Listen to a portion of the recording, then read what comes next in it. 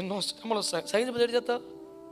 ఓ కట్టునొప్పి వచ్చేస్తున్నా నేను ఒప్పుకోనంటే, శ్రమలు రావటం కష్టాలు రావటం క్రైస్తవానికి సహజమే, కానీ వింతేమి. అగ్గిని బట్టి మహాశ్రమలు వస్తూ కూడా వింత కాదంటే చిన్న చేతకాటికి మనం బెమ్మేలు ఎత్తిపోయి, శ్రమలు మామూలే, కష్టాలు మామూలే భూమి మీద. అయితే ఇవి తారాస్థాయికి వెళ్ళిపోయి అగ్ని బట్టి మహాశ్రమలుగా మారితే కూడా అది కూడా వింత కాదు.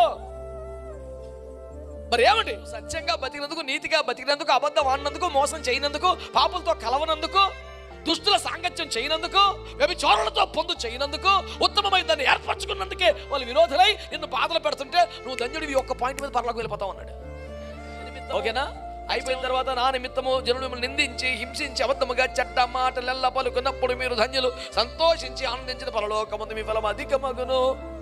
గుర్తుపెట్టుకో, శ్రమలు సహిస్తే తప్పకుండా విడుదల వచ్చింది. శ్రమలో సంతోషిస్తేనే పరలోకంలో అధిక ఫలం వచ్చింది.